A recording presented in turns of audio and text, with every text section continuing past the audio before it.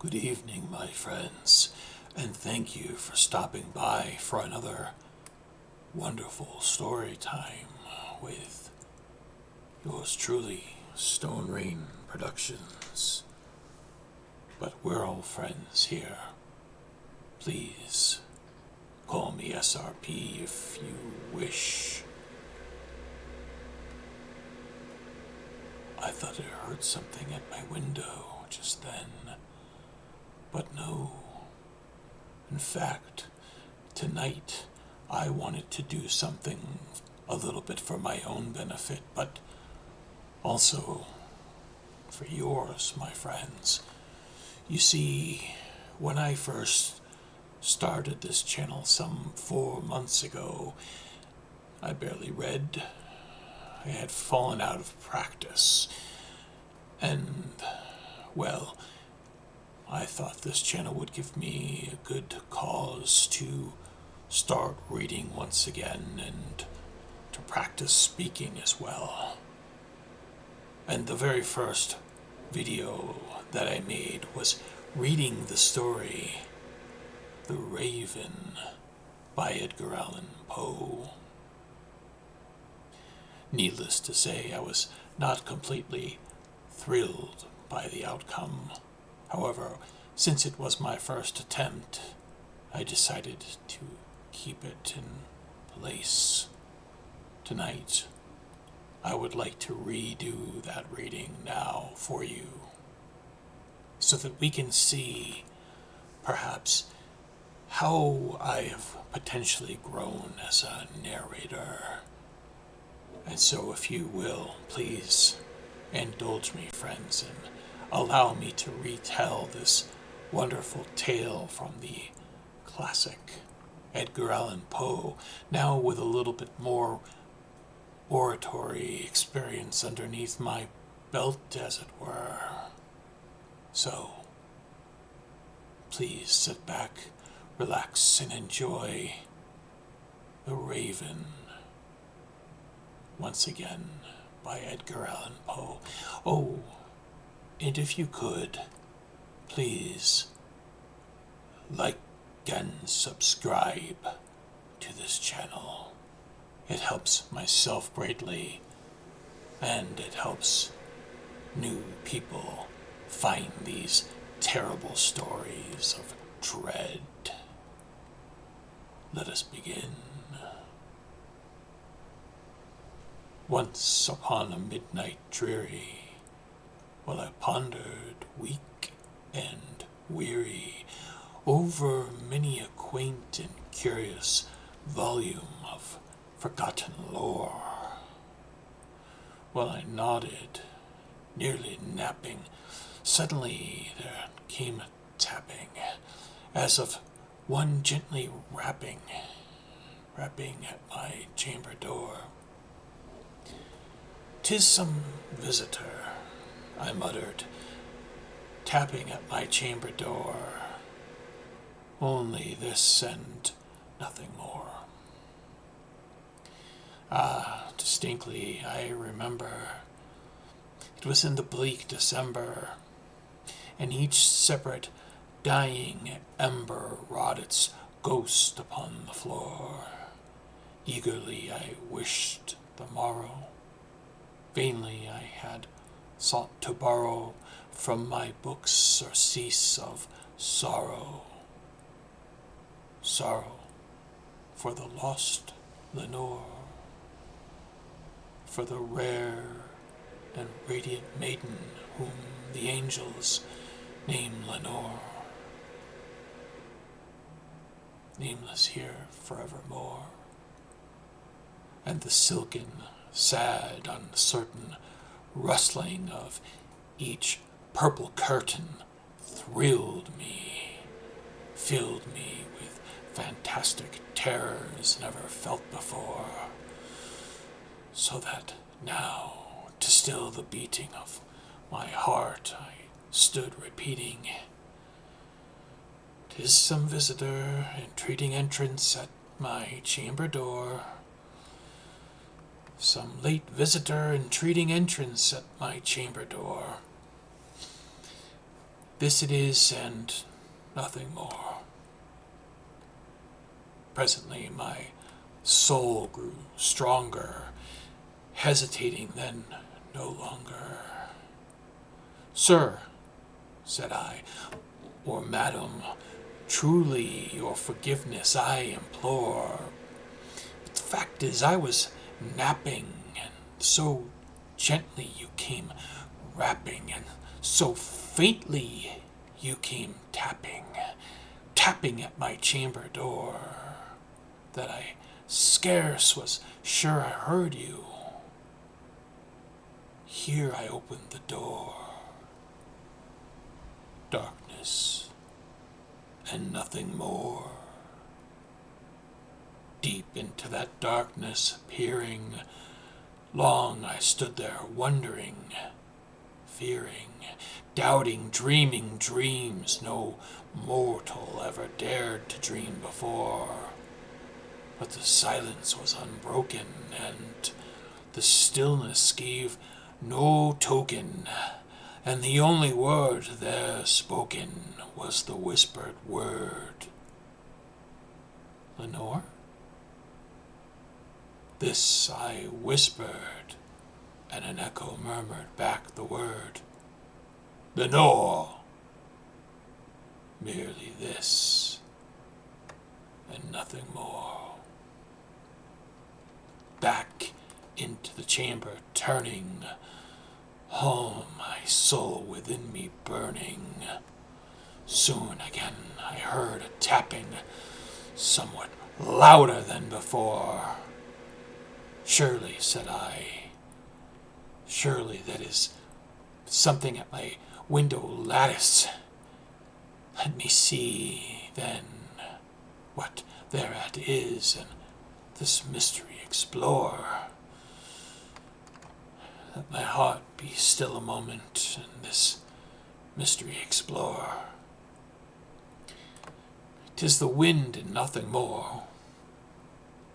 Open here I flung the shutter, when with many a flirt and flutter in there stepped a stately raven of the saintly days of yore. Not the least obeisant made he, not a minute stopped or stayed he, but with mine or lord of lady perched above my chamber door, perched upon the bust of Pallas just above my chamber door, perched and sat, and nothing more. Then this ebony bird beguiling my sad fancy into smiling, by the grave and stern decorum of the countenance it wore. Though thy crest be shorn and shaven, thou, I said, art sure no craven, ghastly, grim, and ancient raven wandering from the nightly shore. Tell me what thy lordly name is on the night's Plutonian shore. Quoth the raven, nevermore.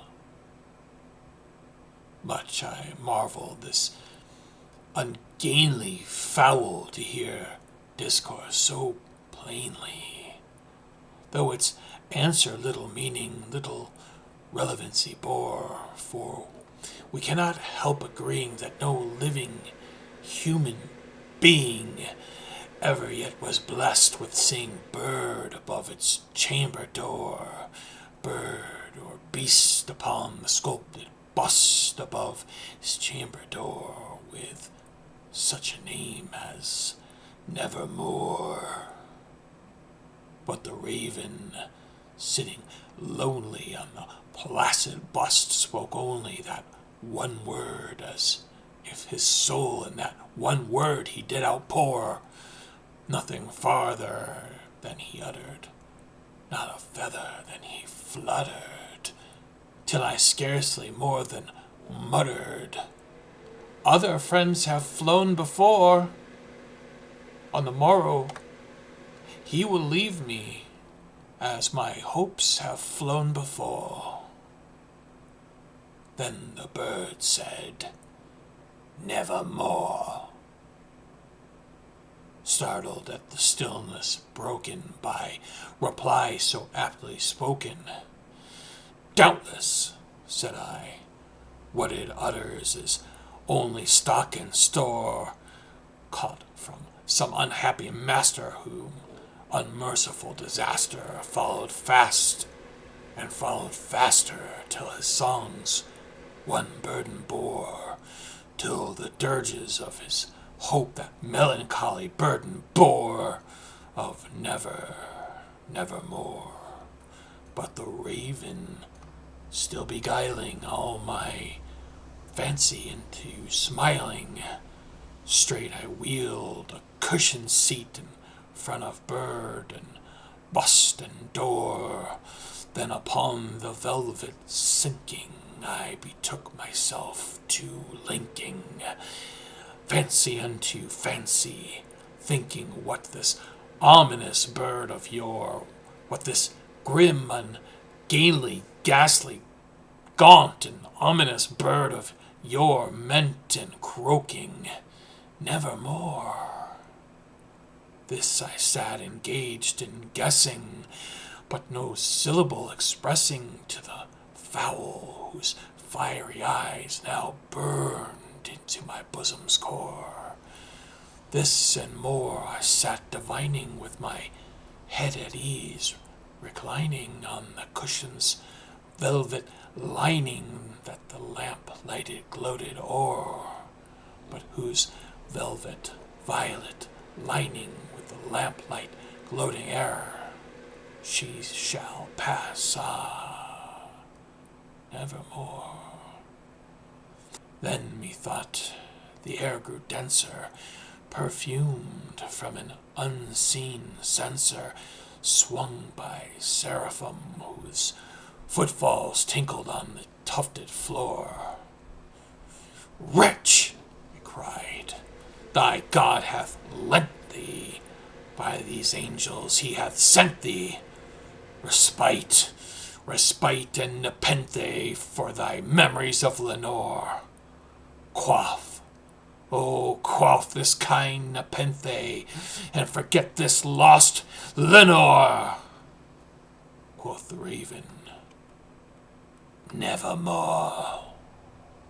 "Prophet," said I, "thing of evil, prophet still, if bird or devil, whether tempter sent or whether tempest tossed thee here ashore, desolate, all undaunted on this desert land enchanted, on this home by horror haunted, tell me truly, I implore, is there balm in Gilead? Tell me, I implore." Quoth the raven, "Nevermore." "Prophet," said I, "thing of evil, prophet still, if bird or devil, by that heaven that bends above us, by that God we both adore, tell the soul with sorrow laden if, within the distant Aidenn, it shall clasp a sainted maiden, whom the angels name Lenore. Clasp a rare and radiant maiden, whom the angels name Lenore." Quoth the raven, "Nevermore." "Be that word our sign of parting, bird or fiend," I shrieked, upstarting. "Get thee back into the tempest and the night's Plutonian shore. Leave no black plume as a token of that lie thou soul hath spoken. Leave my loneliness unbroken. Quit the bust above my door. Take thy beak from out my heart, and take thy form from off my door." Quoth the raven, "Nevermore." And the raven, never flitting, still is sitting on the pallid bust of Pallas, just above my chamber door, and his eyes have all the seeming of a demon that is dreaming in the lamplight, or him streaming throws his shadow on the floor, and my soul from out that shadow lies floating on the floor shall be lifted nevermore. Circa 1845. Friends, in the comments below, tell me please, do you think this reading is better than the first? Tell me.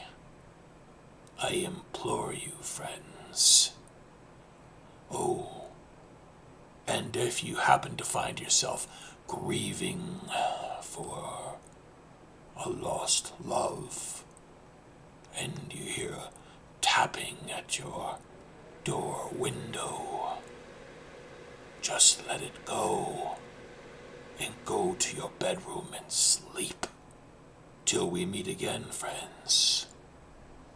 Good evening.